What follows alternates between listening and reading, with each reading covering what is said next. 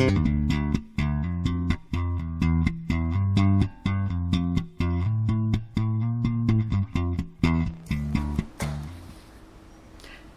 everyone and welcome back to the Cursing Seamstress. This will be a quick video. I feel like I say that a lot and it's not that quick.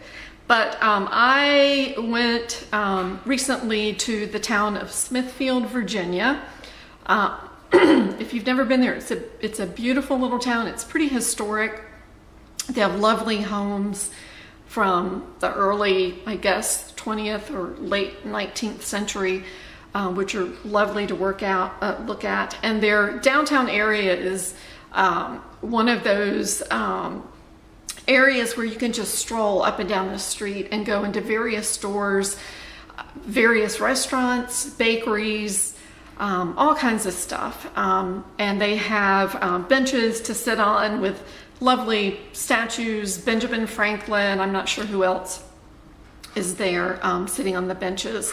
But it's just a really pretty town. So I went over there to eat, and on the way out of the historic area, there was a DAV thrift store. DAV stands for Disabled American Veterans. I'm not sure if they are throughout the United States or not. They are in the Tidewater area, Norfolk, Virginia Beach, that area, and then Smithfield. I think they're in Newport News, that area.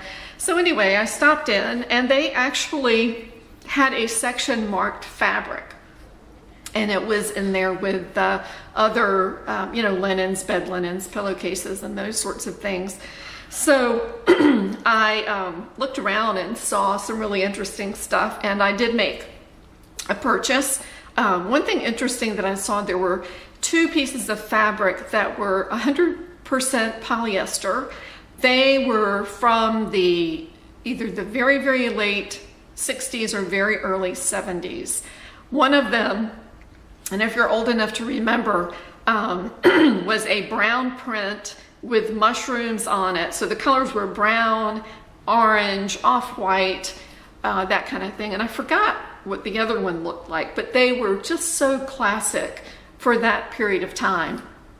I almost got them just to show them to you, but that type of polyester is just, and the print is only if you were going to make a retro dress or something would it work to do anything with.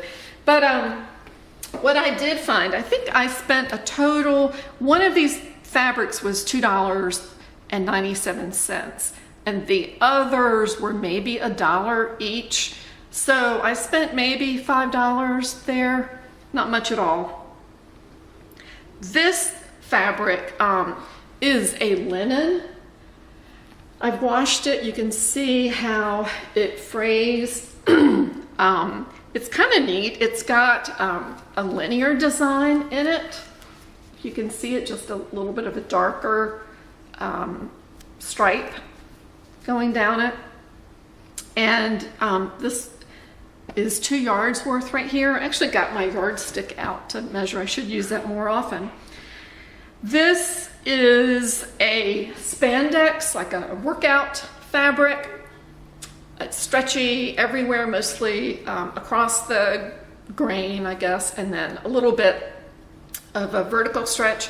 This is 2 yards too, but it's very wide. It's almost as wide as it is long. So it's quite a big piece of fabric. I'm not sure what I'm going to do with that. A stretch top, like the tessuti top that I made recently. This would work for a wrap dress if I could fit it on there, and I may be able to with the width of this. So I thought that was nice. That's uncut. This is a calico print.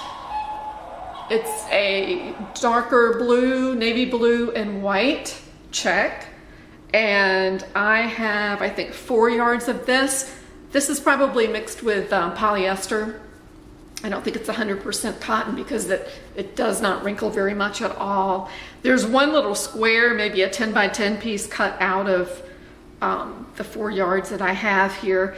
What's nice about this is it's not quite as translucent as a lot of these prints are. This one, I think you could, I don't know, I might change my mind. It is kind of see-through. But it's enough to make certainly a dress with, and maybe, I don't know, a blouse or something along with that. So again, just a reminder, check out your thrift stores. There are tons of fabrics there. You know, there are people who quit sewing, who move, and they're just maybe destashing and want to get rid of some fabrics. So it's definitely worthwhile. All right, that's all I have. I think I mentioned to you that I was going to put up a quilt that I am making for my 10-year-old grandboy, a baseball themed quilt. I have pieced it all together. It looks really nice. I embroidered on 2 of the squares his name and the year, and then on the square next to it I embroidered my name, the name he has for me. So he has in mind a flannel sheet that he loves. It's very, very soft. So I'm going to use that for the underside. As soon as I get it, I've got to go to my daughter's house and pick that up. And it shouldn't take long to get that all together with the batting in between it and stitch it up. So that's all I have. I hope you guys have a wonderful rest of the week, and I'll see you hopefully next week again. Thank you so much for watching.